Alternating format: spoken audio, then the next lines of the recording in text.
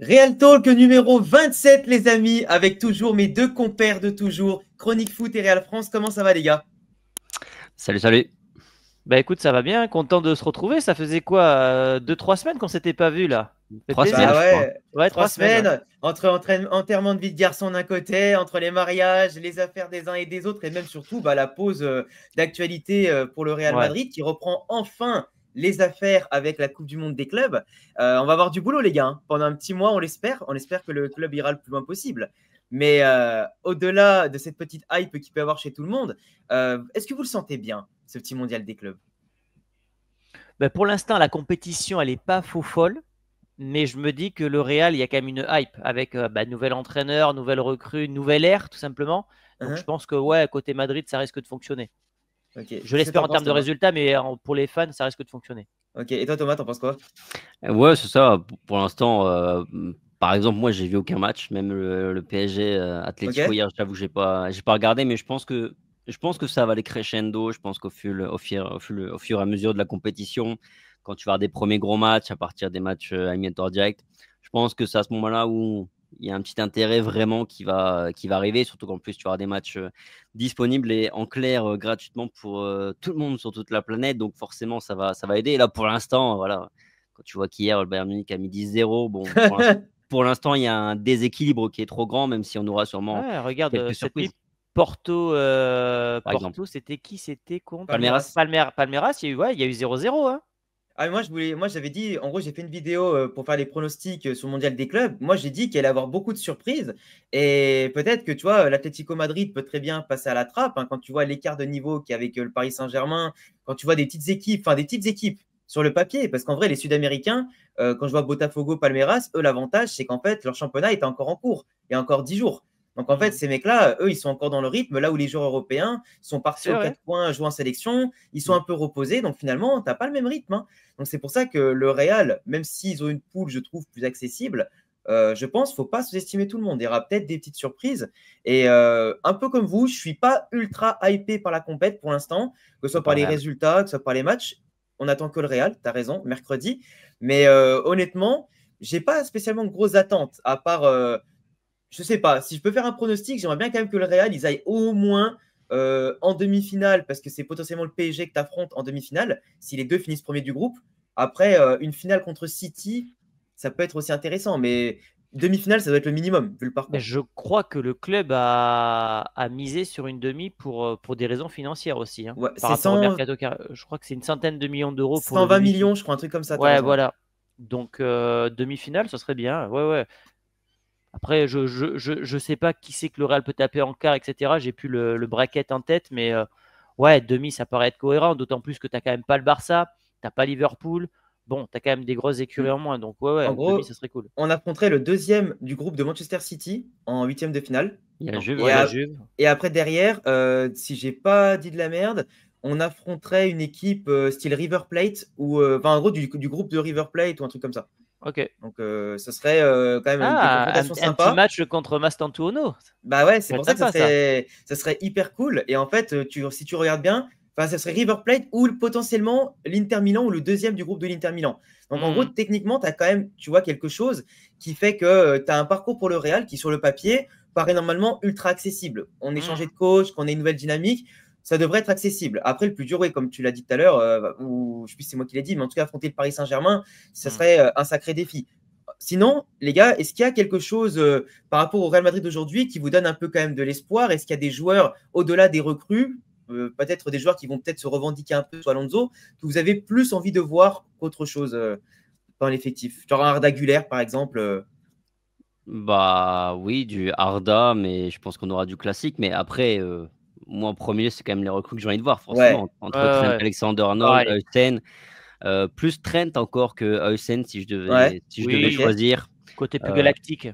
Plus Ok. galactique, plus on le verra plus sur le plan offensif aussi, parce que je pense que normalement, défensivement, le Real devrait avoir des matchs quand même assez tranquilles. Enfin, en tout cas, Mhm. on l'espère sur les trois premiers, parce que l'adversité n'est pas très élevée. Pardon. Donc oui, Trent, moi, c'est quand même le joueur que j'ai plus envie de voir, de découvrir au plus vite. Bien Et, sûr. après, vraiment, pour répondre aussi vite fait sur la question d'avant, sur le bon parcours ou pas du Real Madrid, moi, c'est pas tellement jusqu'où on ira, c'est contre qui on tombe si on venait à perdre la compétition. C'est-à-dire, Ok, si tu tombes contre River Plate, si tu te fais éliminer par River Plate, ça la foutra un petit peu mal parce je que suis tu d'accord. dois passer outre. Si tu te fais éliminer contre le Paris Saint-Germain en demi-finale, hein, je sais pas, hypothétiquement comme ça, bon, je pense qu'on sera tous d'accord pour dire que le PSG est bien plus armé aujourd'hui au moment où on se parle. City, voilà, super contre un calibre comme ça, tu vois, il y aura pas de problème. C'est plus contre qui tu vas perdre finalement qui fera, Et qui à la mon avis, manière aussi. voilà, qui considérera, qui fera est-ce que compétition ratée ou réussie. Mais pour répondre à ta question, c'était plutôt Trent à moi, perso. D'accord, ok. Et toi, Thomas, du coup, c'est qui? Pareil, évidemment, les recrues. Et puis j'ai hâte de voir, mais on va en parler juste après, comment les attaquants vont s'habituer sous Xabi Alonso. Moi, c'est ça qui m'intéresse Bien énormément. sûr. Voir s'ils vont avoir ce petit déclic qu'ils n'ont pas eu sous Ancelotti. Bah surtout que, comme tu dis, ouais, voir l'animation offensive. Moi, j'avoue que par rapport aux recrues, alors évidemment que Alexander Arnold, j'ai hâte de voir comment il va se comporter. Ça fait, lui, il a connu que Liverpool au plus haut niveau. Ouais. Donc en fait, voir comment il va s'habituer à partir dans un autre club, un nouveau championnat, une nouvelle culture aussi. Donc ça va être hyper intéressant, même si je pense qu'il va bien s'adapter parce qu'il a le profil pour jouer en Liga, pour jouer notamment avec cet effectif-là et compenser ce qui nous manquait. Après, Eugène, bah, c'est un peu mon chouchou, Eugène. Donc, je suis un peu en mode. J'ai trop hâte de voir ce qu'il va donner et s'il aura toujours cette, tu sais, cette image de chill guy. Tu vois, le mec qui aura un peu la pression qui va glisser sur lui.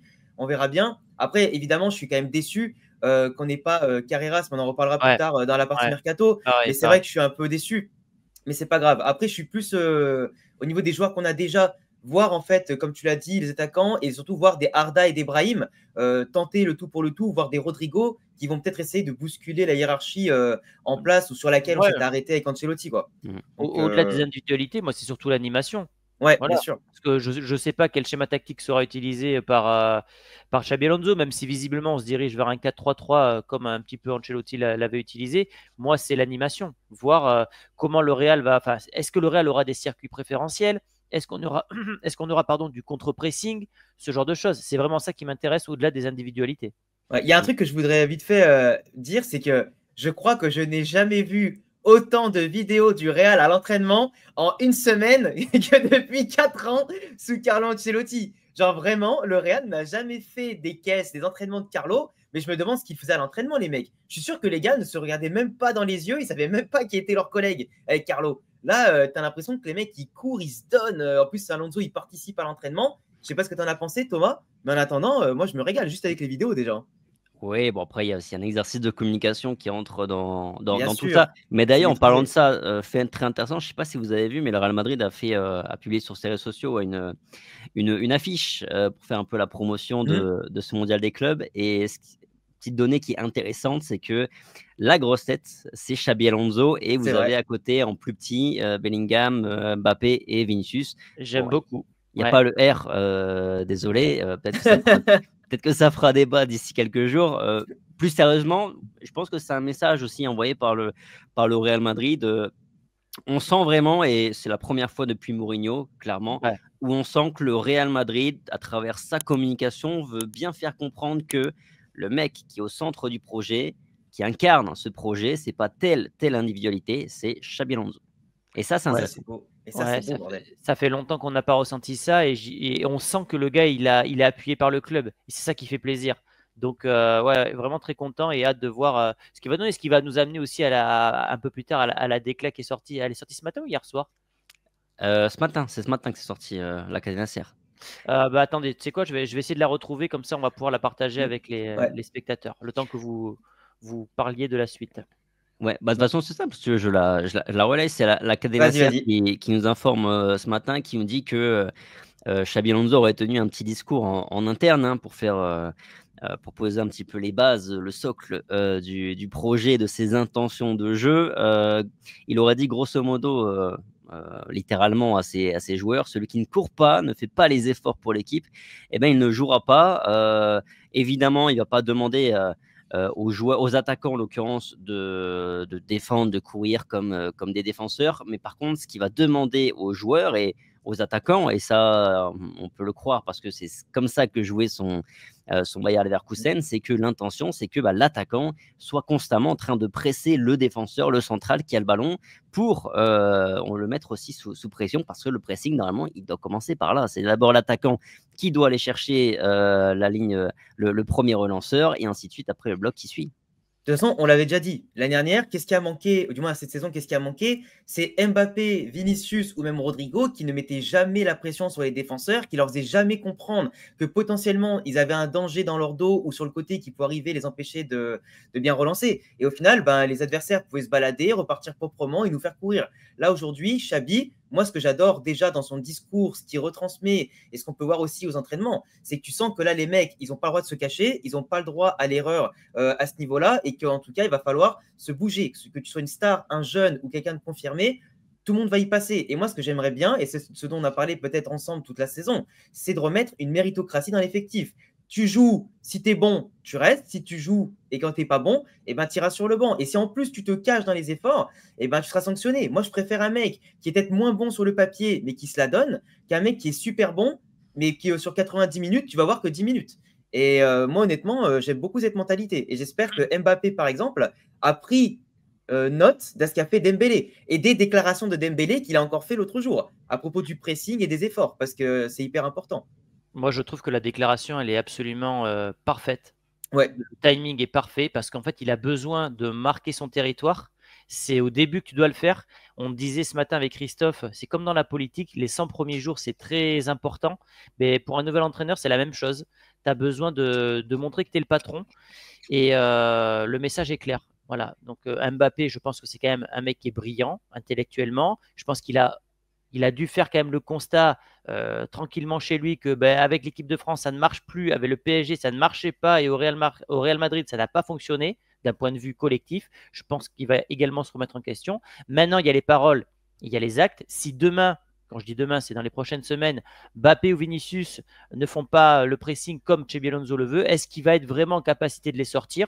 Je pense que oui, parce que pour une fois, j'ai l'impression, comme je l'ai dit tout à l'heure, que le board du Real va être derrière Xabi Alonso pour que ce soit lui la tête d'affiche. Donc vraiment, je suis très content qu'il ait fait cette sortie médiatique-là, parce que voilà, c'est lui le patron et le centre du projet. Ouais, de toute façon, ça va être la clé. Vinicius, perso, j'ai absolument aucun doute sur le fait qu'il va totalement accepter ce discours et faire exactement ce que va demander Xabi Alonso. Aucun problème. Pour Mbappé, c'est là où se situe le point d'interrogation. Mais moi, je pense que le timing est absolument parfait. Je veux dire, le PSG qui gagne la Ligue des Champions après lui, avec un Dembélé qui est à son meilleur niveau, parce que Dembélé a accepté de faire ce que Mbappé n'avait pas fait à la demande pourtant de Luis Enrique à l'époque.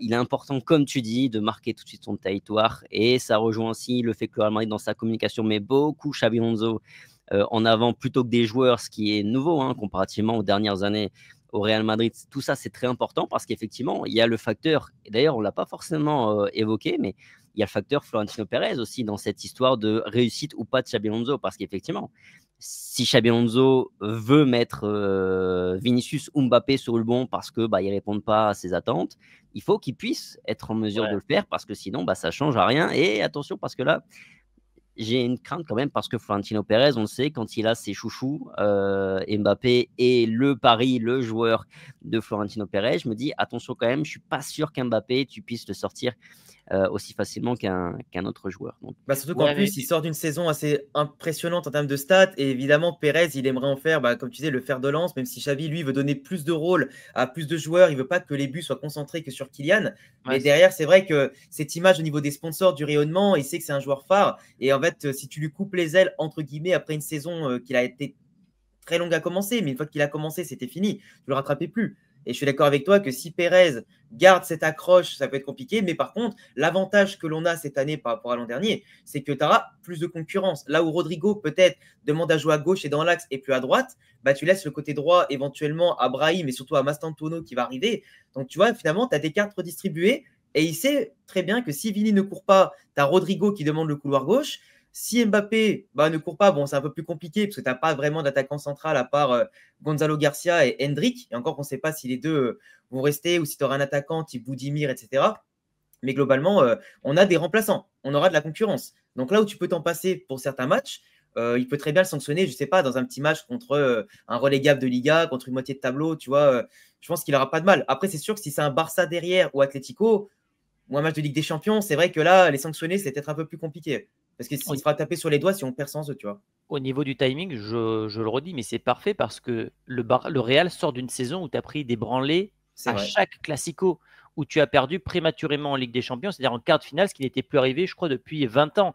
Donc ça renforce aussi le poids que peut avoir un Xabi Alonso, parce que le rayonnement du Real, il se fait à travers quoi? Oui, ses joueurs, évidemment, mais surtout ses titres. Si le Real gagne une Ligue des Champions, tu as plus de rayonnement pour le Real Madrid. Et l'image d'un Florentino Pérez qui pose la Ligue des Champions dans le musée, elle fait le tour du monde. Donc je pense que Pérez, c'est quand même un homme qui est brillant lui aussi. À choisir entre Mbappé et une Ligue des Champions ou un Mondial des clubs, il préférera évidemment avoir un collectif Bien sûr. et des trophées.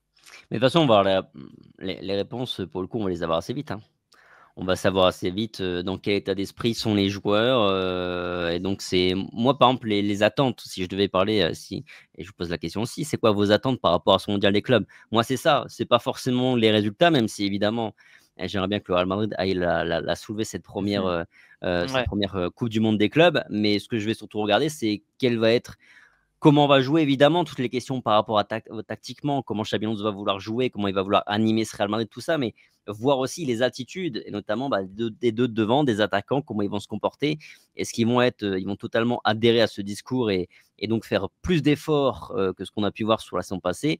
Et ces réponses-là, je pense qu'on va les avoir dès ce mondial des clubs, donc ça va être donc c'est bien à ce niveau-là.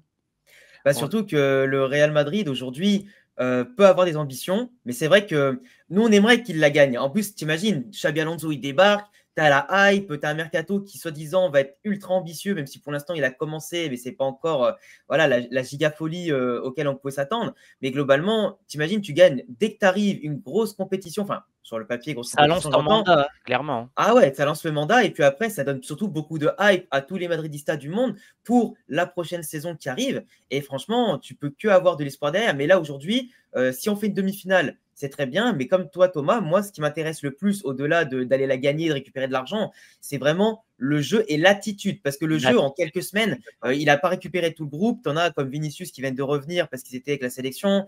Il les aura eu quoi, 1 ou 2 semaines vraiment totalement pour l'entraînement. Donc aujourd'hui, même si ça va se roder durant les phases de poule contre des adversaires, on va dire mesurément moins forts, aujourd'hui, c'est plus l'attitude en fait, au-delà de ça. Après, les schémas de passe entre les lignes, les déplacements, etc., il faut voir surtout si les joueurs, après avoir pris autant de branlées, comme l'a dit Thomas aussi, ils sont capables mentalement de se recadrer eux-mêmes, d'arrêter de se mentir et vraiment de jouer pour les copains et pas uniquement pour leur gueule, d'aller chercher un ballon d'or, d'aller chercher son triplé, etc. Moi, c'est plus l'attitude que je mettrais en maître mot de ce mondial des clubs.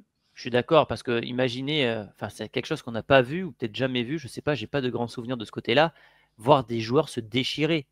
Mais genre des morts de faim un peu à la Klopp avec son équipe où les mecs pressent sans arrêt, voir un nouveau Real dans l'attitude, un Real qui n'est plus en mode sénateur, on attend et puis on accélère le jeu, on accélère quand le public se met à gronder.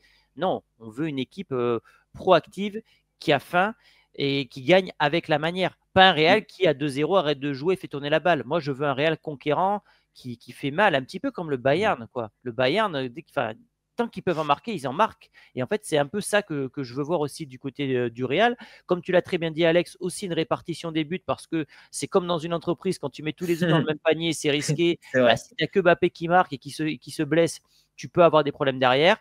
Dans l'attitude, c'est-à-dire aussi un Mbappé qui, s'il est dans une situation où Vinicius est plus à même de marquer, faire la passe au lieu de tenter de marquer son fameux but. Bref, que des petits détails.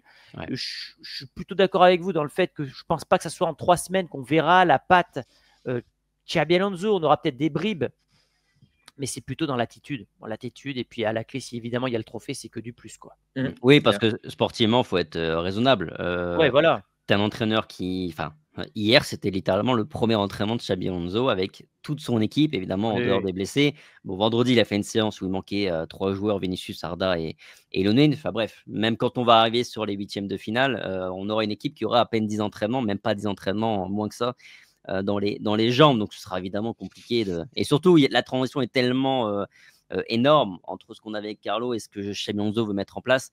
en sachant aussi qu'il faut tenir compte du paramètre physique, hein, parce qu'on sort quand même malgré tout d'une grosse saison. Le Real fait partie des clubs qui envoient le plus d'internationaux à droite à gauche. Donc, tu as beaucoup de joueurs qui ont continué à jouer là sur les 2 dernières semaines. Plus le facteur aussi climat. Le Real, en l'occurrence, mercredi, va jouer à 9h, c'est nickel pour nous en France et en Espagne.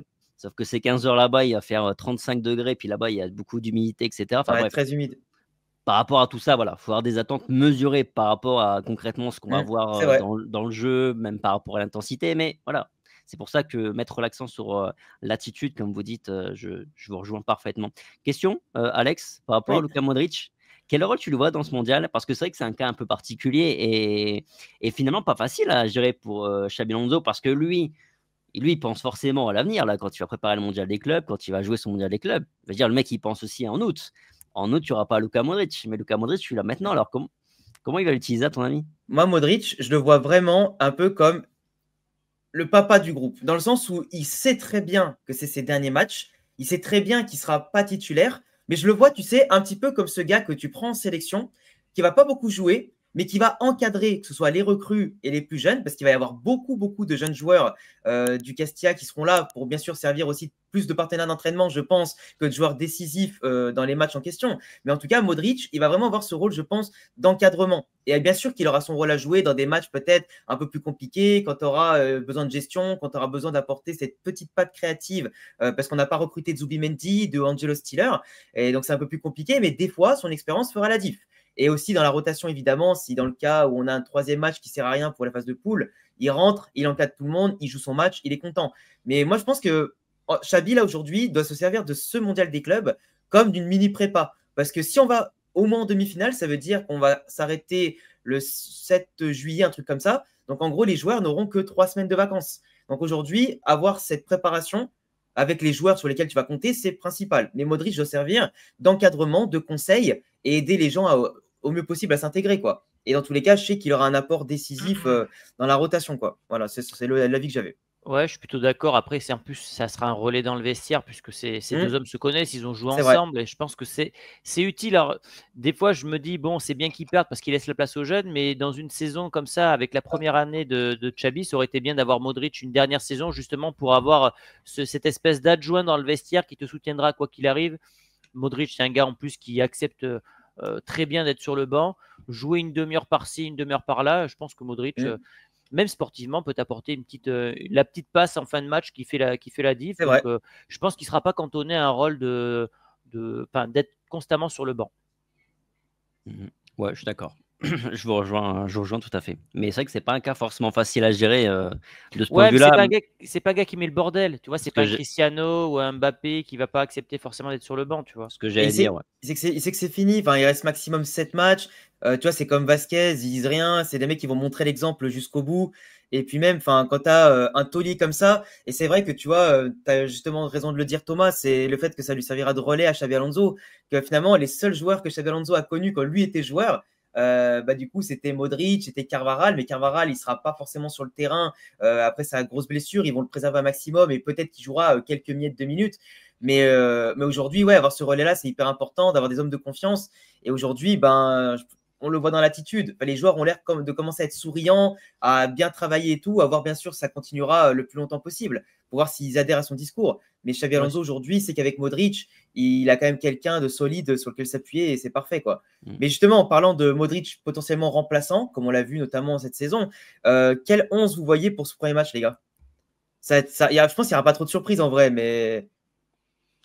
Déjà, il faut réussir à définir. Est-ce que ça va être en 4-3-3 comme on l'a entendu? Est-ce que ce sera du 4-4-2? Moi, je continue de parier sur un 4-4-2 plutôt. Mais je ne serais pas surpris de voir un 4-3-3, surtout que les 3 premiers matchs sont assez abordables. Même si je pense que le système qui va mettre mercredi, je pense que ce sera son système pour la compète. Je ne pense pas que dès le mondial des clubs, il s'amuse à changer de système d'un match. Je pense que c'est quelque chose qu'il fera au cours de la saison, quand il aura rodé bien ses pièces et que ses joueurs seront capables de jouer à différents postes de différentes manières en tout cas, dans l'animation évidemment toujours. Mais ouais, moi, je continue de parier sur un 4-4-2 plutôt Ok. pour demain, je pense, mercredi plutôt, pardon. Je vois les deux recrues titulaires avec, je pense, Asensio parce que je pense que Rudiger est encore un peu short. Oui. C'est même sûr. À gauche, Fran Garcia. Ça, on n'a pas le choix, de toute façon. Parce que je ne vois pas tenter un jeune. Et au milieu de terrain, je pense que du Tchouaméni, je pense Camavinga Ouais. sera trop juste aussi, Valverde. Et du coup, Rodrigo, tu le mets titulaire? Parce que Moi, tu je parles vois, d'un 4-4-2, donc tu le moi, je vois, mettrais où? ouais, moi, je vois Rodrigo titulaire et je vois Vinicius sur le banc. Pas dans une logique, évidemment, de hiérarchie ou quoi que ce soit. Juste, Rodrigo, il s'entraîne depuis le jour 1 avec Xabi Alonso, donc depuis la semaine dernière. Vinicius, il Ouais, est arrivé hier, premier entraînement. Donc, ouais. ça me paraîtrait assez cohérent et juste de mettre plutôt Rodrigo, qui forcément a déjà assimilé davantage les idées de Xabi Alonso. Vous en pensez quoi? Et en plus, là où tu mets le doigt dessus, peut-être, c'est qu'au-delà de la fatigue et du manque d'entraînement, Mbappé, hein, ouais, similitude. ils ont eu une discussion, Rodrigo et Xabi Alonso, et cette discussion, elle est décisive parce que Rodrigo, on ne sait pas de base s'il va rester, s'il ne va pas rester. Ça dépend Il si faut le Xabi lui convaincre. donne une place et il faut le convaincre. Et pour moi, la meilleure chose pour le convaincre, c'est lui donner une place titulaire, que ce soit un 4-4-2 ou 4-3-3, peu importe. Et que Vinicius, en tous les cas, tu peux t'en servir pour le premier match comme, j'allais dire, l'atout qui rentrera dès la 50e minute. Et voilà, le temps que tout le monde se rôde et voir suivant la physionomie du match. Mais c'est clair que Rodrigo, si tu veux lui apporter ce sentiment de sécurité, le mieux, c'est de le mettre titulaire. Que ce soit en soutien des deux attaquants, dans un 4-4-2 un peu en losange, ou que ce soit dans le 4-3-3 à droite, dans tous les cas, ou à gauche, il faut qu'il joue. Et aujourd'hui, je pense que tu as raison, Rodrigo jouera dans tous les cas. Après, Vinicius, s'il joue titulaire, honnêtement, ça ne me choquerait pas, même s'il vient Non, d'arriver. non, non, non. Mais c'est vrai que 4-4-2, 4-3-3, moi je pense que c'est surtout l'animation qui fera la diff. Peut-être qu'il y aura des phases offensives, on sera en 4-3-3, peut-être en 4-4-2, en défense, ça dépend. Moi, c'est le positionnement de Tu Bellingham vois. qui Pareil. m'interroge. C'est vrai, Est-ce qu'il c'est va vrai. jouer plus bas comme c'est dit par la presse espagnole? Si c'est le cas, du coup, qui sera numéro 10? Arda Güler, Brahim, un Rodrigo peut-être, tu vois? On ne sait pas, ça peut être aussi la Ça peut, hein. touche Xabi Alonso. Je Moi, pense c'est qu'il y aura plus ce jeu. forcément une surprise. Je pense que quand le 11 va tomber, on va forcément découvrir un truc auquel on ne s'y attendait pas. Enfin, après Bellingham en 8, potentiellement, oui, on se dira, bon, on l'avait évoqué, mais on n'est pas sûr, malgré tout, de ça. Après, j'ai pas envie qu'il fasse le génie pour faire le génie et qu'il m'invente, Ouais, tu vois, un Mbappé numéro 10 ou un Trent Alexander-Arnold ailier gauche, ce genre de truc, tu vois. évidemment. Donc, bon. Non, c'est plus l'animation et j'ai hâte de voir la doublette espagnole derrière, pour le coup, avec Ouais. Huysen et Asensio, voir s'ils sont complémentaires ou pas. J'ai hâte de voir Alexander-Arnold et puis évidemment devant, quoi. Ok. En attendant, c'est qu'on a 11 de départ qui va peut-être nous surprendre. Réponse mercredi soir et on en reparlera de toute façon dans le prochain podcast tous ensemble. Mais au-delà de cette Coupe du Monde des clubs, au-delà du 11, on va quand même aborder dans ce podcast, les amis, le cas du mercato. Et je l'ai un peu évoqué tout à l'heure avec non pas du seum, mais en tout cas de l'aberration envers Benfica. L'échec Alvaro Carreras qui me reste, mais vraiment bloqué ici. Après, c'est pas vraiment un échec dans le sens où on sait très bien qu'il va arriver au Real au bout d'un moment. Mais aujourd'hui, l'écart d'offres avec Benfica, le problème pour se mettre d'accord et qui empêche sa venue avant le mondial des clubs, ça fait quand même chier. Dans le contexte où tu n'as pas Mendy, dans le contexte où tu n'as pas Camavinga et que tu n'as que Fran Garcia. Je ne sais pas Mais ce que vous en Benfica, pensez, mais mais. Benfica, ils ont raison dans l'histoire. Ah, Enfin, mais on ils a ont beau raison, être, bien sûr. on, Ben oui, ben oui, t'as beau être supporter du Real, bien sûr. ils n'ont aucun intérêt à se séparer de Carrera, sachant qu'ils font la compétition. Eux aussi veulent aller le plus loin possible parce qu'il y a Ben, je beaucoup, sais. beaucoup d'oseille à se faire. Le Real n'est pas prêt à mettre le prix, ben, tant pis, hein, vous attendez, hein, nous, on ne se sépare pas du joueur. Ce qui est aberrant, il y a plusieurs trucs, c'est que déjà, tu rachètes un joueur qui a été formé chez toi pour 50 millions. Enfin, moi, Ça dans la aussi, c'est chiant. stratégie à long terme du Real, je trouve ça un peu débile. Après, le gars a l'air super fort, donc j'ai hâte qu'il arrive au Real. C'est dommage pour le mondial des clubs, mais ça veut dire que le Real aurait dû mieux anticiper ce dossier-là. Donc, voilà. Quand tu travailles mal, tu as une mauvaise note et c'est peut-être. Non, c'est vrai, tu as raison. C'est bien aussi que le Real ait des échecs. Hein. C'est pas parce que tu es le Après, meilleur club de l'histoire que tout le ouais. monde doit s'agenouiller devant toi. Hein. Après, Thomas, dis-moi si c'était vrai ou pas, mais en fait, moi, le truc qui me fout le plus les boules dans cette histoire, c'est en fait que apparemment, alors je sais pas si c'est vrai, donc c'est pour ça que je demande à Thomas de Mhm. confirmer, mais est-ce que c'était vrai que Benfica et de base était d'accord avec le Real à un moment donné et qu'après ils ont fait volte-face et que Non. du coup, parce que moi c'était la version que j'avais et j'étais en mode, s'ils ont donné leur accord, les gars, au bout d'un moment, ils font volte-face au dernier moment pour une histoire de versement plusieurs fois ou pas. Mais c'est vrai que si Benfica n'était pas du tout d'accord avec le Real Madrid, dans ce cas, ils sont entièrement dans leur droit. Non, non, c'est ce qu'on a lu effectivement, mais non, il n'y a jamais eu d'accord Ok. avec Benfica. Benfica, c'est simple. Depuis le début, c'est vous voulez Carreras, vous payez la clause. Donc c'est 50 millions d'euros. En sachant qu'il y a même une histoire où tu n'étais même pas sûr de l'avoir parce qu'il y a une histoire de est-ce que la clause s'activait ou pas tout de suite, ou est-ce qu'il fallait attendre le 1er juillet.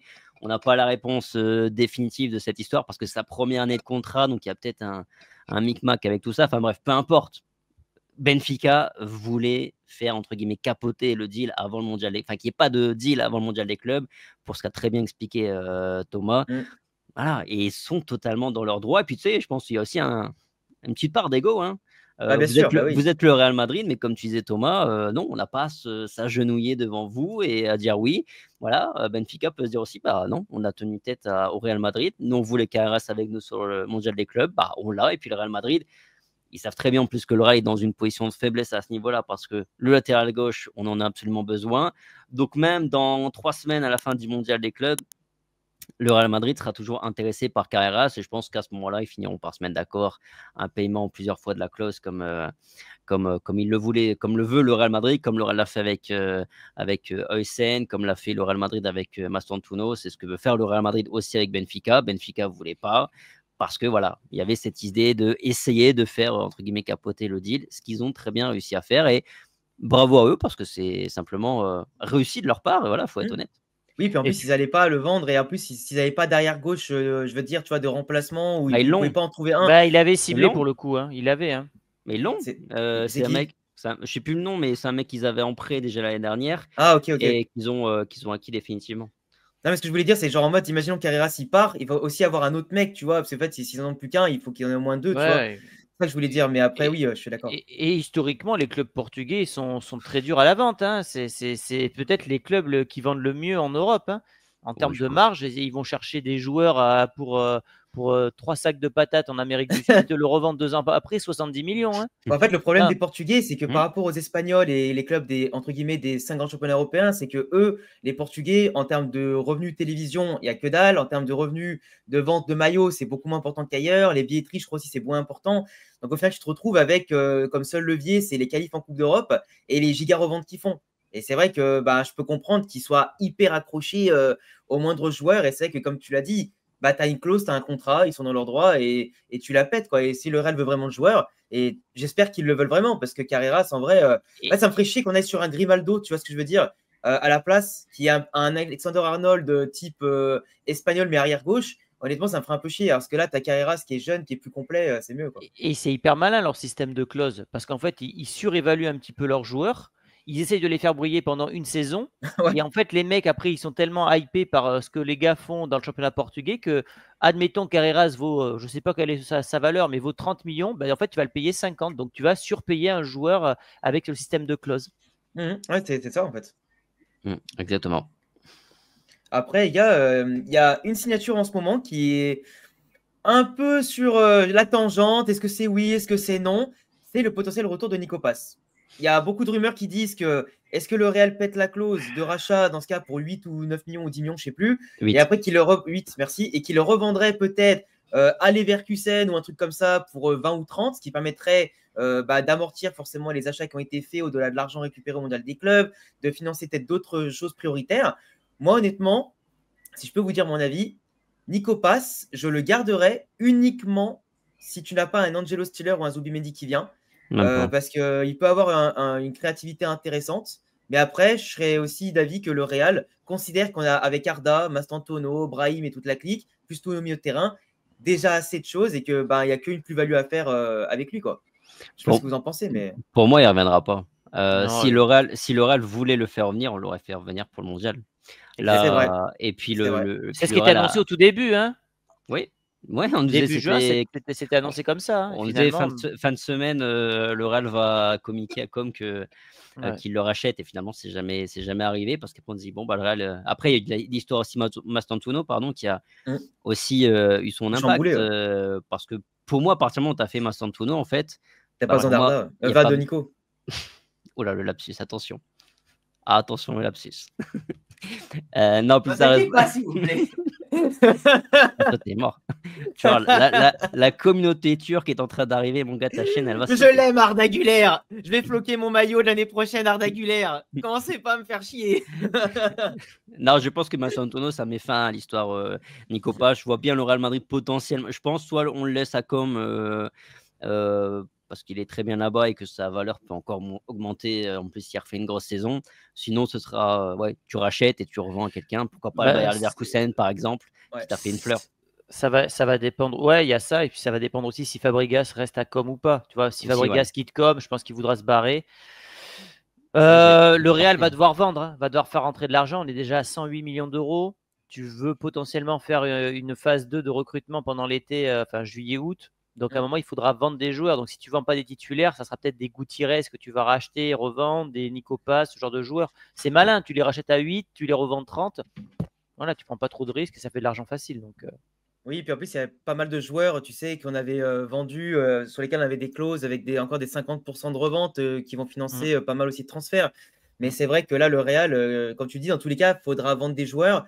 Bon, même si tu as Modric qui ne va pas rester, tu as Alaba, on ne sait pas s'il va rester ou pas. Mais après, derrière, tu as dans les joueurs bankable qu'on peut notamment tirer, bah, tu as Mendy ou Fran Garcia. Tu en as un des deux normalement qui est censé partir. Mais est-ce qu'ils voudront partir? Ça, c'est encore un autre débat. Et après, ouais, ben, le problème, c'est qu'à part Nico Paz, que tu peux faire. Après, le problème, c'est de Nico Paz, c'est qu'il a un bon potentiel, le gamin. Et le problème, c'est que c'est quoi le projet que tu as avec lui? Enfin, tu sais, est-ce que lui aussi, il accepterait, tu vois, de revenir et de partir? Mais c'est aussi ça le truc. Est-ce que le joueur, lui, va accepter ce que tu lui dis? Ça, il y a aussi des cas, et des fois, il y a des mecs qui restent dans ton club et ils veulent pas bouger, tu vois ce que je veux ça dire? reste une évolution de carrière. Hein. Tu passes de Bien Com à sûr. Leverkusen. Leverkusen, tu sais que c'est un club tremplin, un petit peu C'est comme vrai que c'est beau Dortmund. aussi. Ça veut dire que dans un an ou deux, on va pas te dire un an, mais dans 2 ans, tu fais 2 bonnes années à Leverkusen, tu peux aller taper un City, un Real ou je ne sais quel autre club. Hein. C'est vrai. Mais d'ailleurs, même Vaut mieux si Nico vaut mieux être titulaire à Leverkusen que jouer un match sur 10 au Real. Hein. Je suis entièrement d'accord. Je suis Oui. entièrement d'accord. En plus, surtout que tu as le mondial en 2026. Et c'est vrai que les joueurs, en général, vont pas se contenter d'un rôle de second couteau ou du moins de pas jouer parce que sinon, ils perdent leur place pour le mondial. Et pour certains joueurs, c'est juste pas possible. Mais d'ailleurs, en parlant de joueurs qui arrivent, qui est jeune, qui est argentin et qui a fait quand même les gros titres, ça fait une transition parfaite, j'aime bien. Qu'est-ce que vous avez pensé, les gars, de la signature de Mastantuono, jeune joueur de 17 ans, qui là va arriver après ses 18 ans le 14-15 août, là, après le mondial des clubs, ce qui est le jeu avec River Plate. Je pense que vous avez tous vu des matchs de sa part, vous avez tous vu des compilations de ses gestes, trucs comme ça. Même pas, tu n'avais pas. Des matchs, non. Non, les matchs, je n'ai pas vu, moi non plus. Ah, vous n'êtes pas J'ai allé vu voir, moi je suis allé voir des j'ai vu- extraits quand même. Ah oui, mais des extraits, oui, des highlights et tout C'est quand ça, même oui, oui. costaud. Mais attends, c'est Mastantuono. Je sais pas vous, mais moi je suis un peu hypé quand même. Je Oui, m'en parle pas. on est Je suis un peu hypé, mais je fais toujours attention aux highlights parce que tu vois, tu peux faire des compilations de je ne sais quel joueur au Real Bien sûr, bien Madrid. sûr. Alors, j'irai pas jusqu'à dire Faubert, faudrait pas être insultant, mais voilà, tu peux faire dire n'importe quoi. Après, non, le gars est bon. En Amérique du Sud, il est considéré comme le plus gros crack. Faut voir comment il va s'intégrer au Real avec la pression qu'a le Real, mais ouais, ça a l'air d'être un talent générationnel, donc hâte de voir. Et puis on regardera ses premiers pas lors de ce mondial des clubs. Demain soir, mardi soir, 21h, j'ai vu que ça jouait River Plate. Donc voilà, le premier match entier que je vais, moi et je pense beaucoup de supporters du Real, voir pour la première fois. Mais oui, c'est un transfert hypant. Et pour moi, c'est le transfert. À un moment donné, on nous parlait, bon, on nous vendait ça. Après, c'est avant pour vendre des papiers. Mais c'est l'histoire de Laurel va recruter un milieu de terrain galactique. Pour moi, il est là. Hein. D'une certaine manière. Alors, c'est pas un galactique au sens forcément auquel on pensait, un Wirtz ou quelque chose comme ça, mais au total, c'est quand même une opération à 63 millions d'euros et quelques. Donc, c'est une Ouais, alors même opération si qui le est... Real peut récupérer une partie de l'argent, si c'est de la TVA ou des trucs comme ça. Ouais, mais bon, toujours est-il que c'est quand même beaucoup d'argent pour un gamin de 17 ans. Donc, il faudra aussi, c'est pareil, avoir des attentes mesurées sur sa première saison parce qu'il faudra qu'il s'adapte.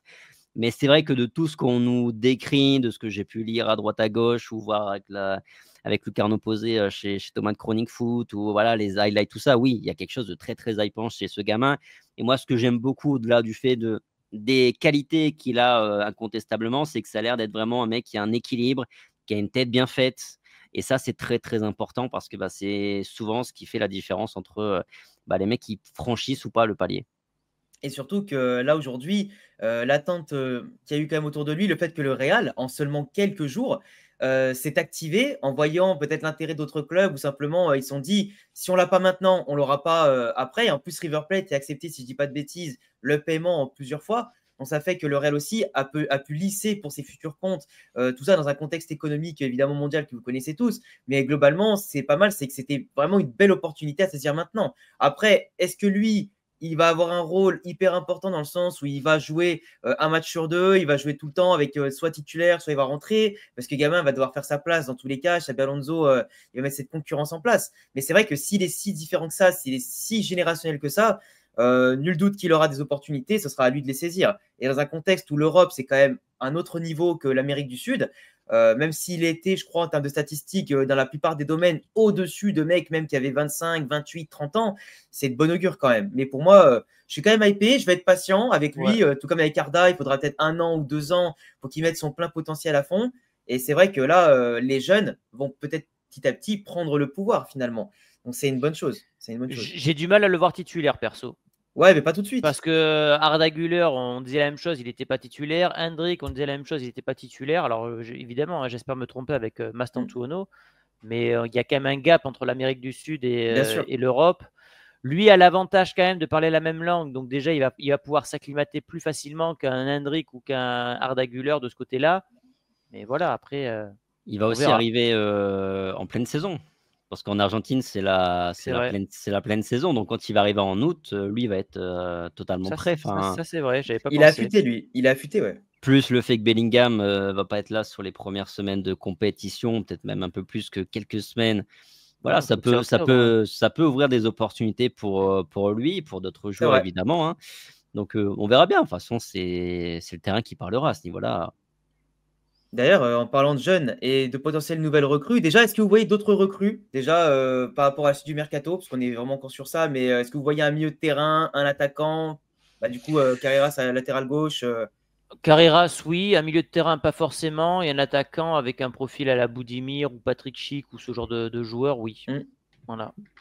Pas sûr non plus. Hein. Milieu de terrain, je suis pas sûr. Après, c'est le mondial des clubs qui décidera de si le Real va se bouger ou pas. Mais non, plus le temps passe et plus je me dis non, le Real ne fera pas une deuxième phase de mercato comme on nous vend aujourd'hui. En tout cas, pour l'instant. Carreras, ça serait une nouvelle phase, même si, bon, tu vois, il aurait dû arriver avant, mais il arrivera après le mondial. Carreras, tu penses qu'il va venir ou pas, Thomas? Carreras, oui, je pense que ça se fera. Et donc, Carreras, c'est un attaquant. Ouais. Un attaquant, je suis même pas sûr non plus. Ça va dépendre de ce que va nous donner aussi Gonzalo. Gonzalo qui a un profil un peu plus. Qui joue gros, mine de rien. Ouais, qui peut avoir des opportunités. En plus, il n'y a pas Hendrik sur le mondial des clubs. Donc, la deuxième avec Rodrigo, la quatrième option, ce sera lui, pas Hendrik. Donc, il peut avoir un petit peu de temps de jeu. Surtout sur le premier match, si ça se passe très bien pour le Real, ça peut rentrer 15-20 minutes. Donc, question, c'est 5 changements, c'est pareil? Mondial des clubs? Oui, je crois. Okay.